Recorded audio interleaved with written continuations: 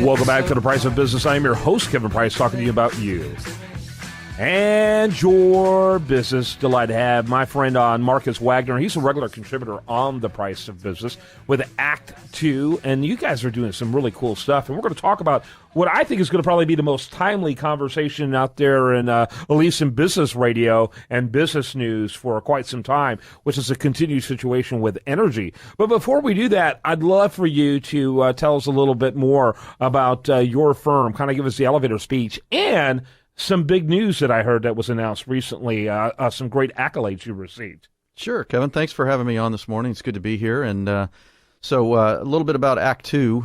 We are a reseller of cloud-based ERP software or accounting software for small and medium-sized companies. And we also do business process outsourcing. So we'll outsource the entire finance and accounting function or pieces of that. And we were very excited for a couple things last week. We were named Intact's overall partner of the year. Intact is our software partner based out of San Jose, California. That's the second year in a row that we've been named their top partner internationally. And the second piece of news that we were excited to hear about is that we were named to the Houston Business Journal's Fast 100, which is list of the fastest growing 100 companies in the Houston area.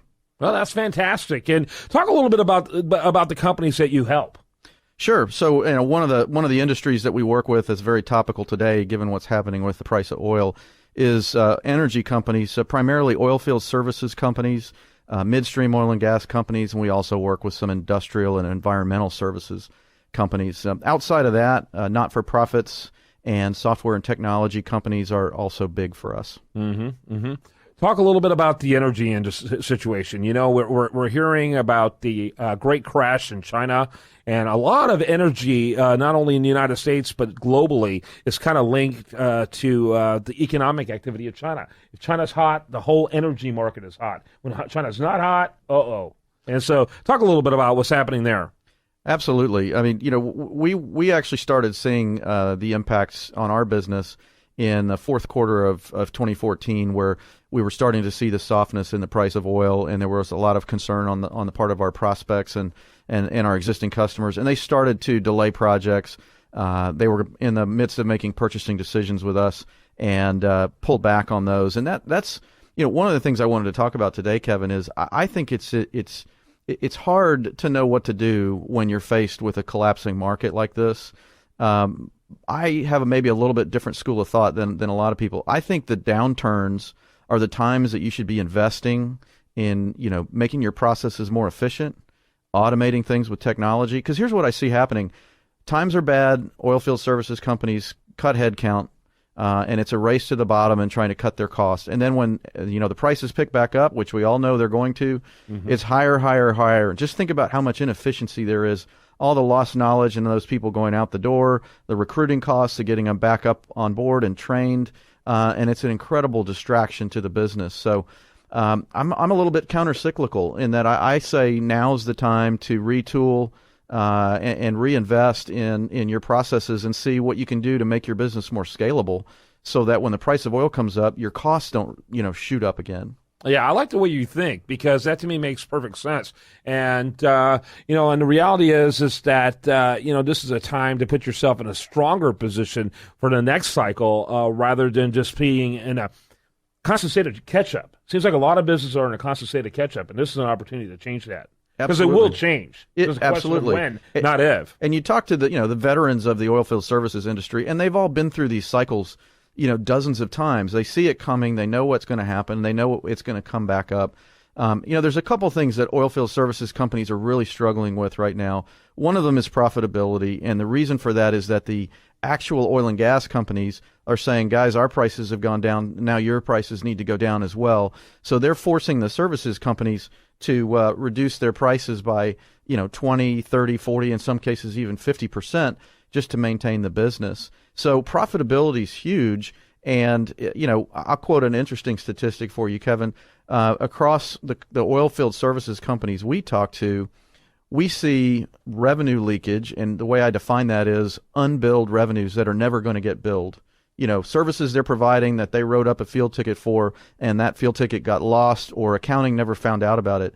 And they're running at a rate of anywhere between 2 and 5% of revenue. So think about a $100 million oil field services company with 5% revenue leakage. That's $5 million a year in profitability. That's just, going bye-bye. Yeah. So being able to put better systems and processes in place to reduce that revenue leakage can have a tremendous impact on profitability. And that's on top of, having less headcount in finance and accounting than you do in a manual environment. So there's opportunities there that are ripe for the taking.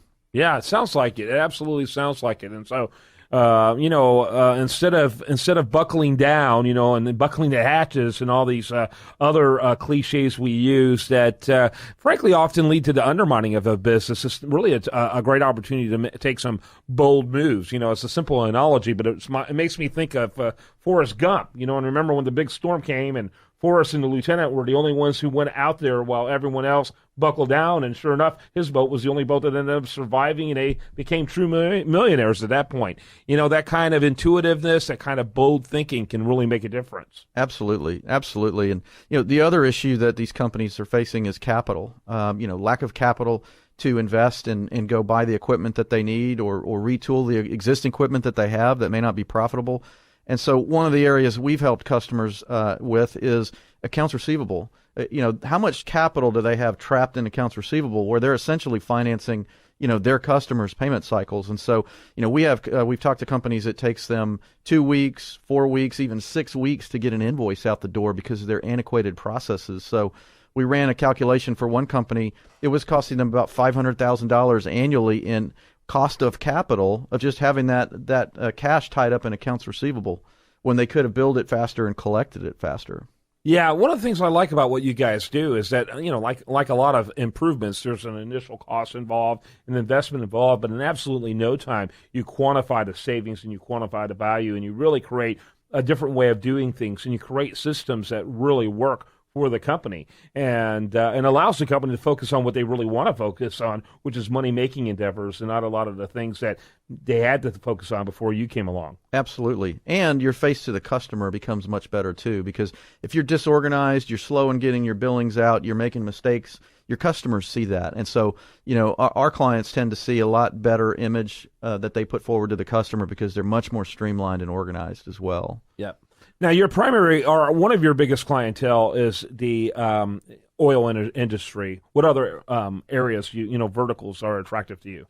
Well, certainly staying with the energy theme, midstream oil and gas, which would include pipeline companies, terminal companies, and storage companies, as well as industrial services and environmental services companies. So those are the guys that go out and clean up environmental disasters, or they do air quality monitoring inside of refineries and things like that, safety services in plants and refineries. And beyond that, we've talked in other segments, Kevin, about not-for-profits, churches. That's also a very interesting vertical for us. And then a real big one is just the whole software as a service and technology industry, which is taking off and going gangbusters across the U.S. right now with the whole subscription economy, which is an interesting trend. Maybe that's something we talk about in a future segment. Of we're subscribing to everything these days, from our software to our news to our information. I'm shocked how much I'm subscribed to, including stuff that actually costs money. I hate those kind of things, but I do it anyway. Yep. So that's a different business model, and it's one that we support very well as well.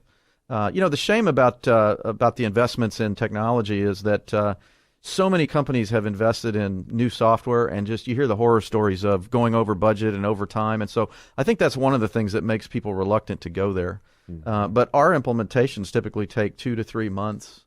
These are not big multi-year projects, and the risk associated with them is very low.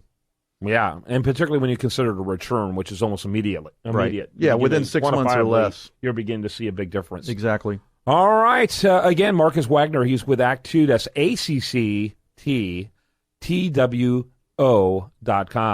ACCTTWO.com. As always, Marcus, good seeing you, buddy. Thanks for having me, Kevin. All right. When we come back, much more for you. Do want to remind you, best content here shows up over there at USAToReview.com. While there, like it on Facebook. Follow it on Twitter. More. You think you've lost your love? Well, I saw her yesterday. It's you she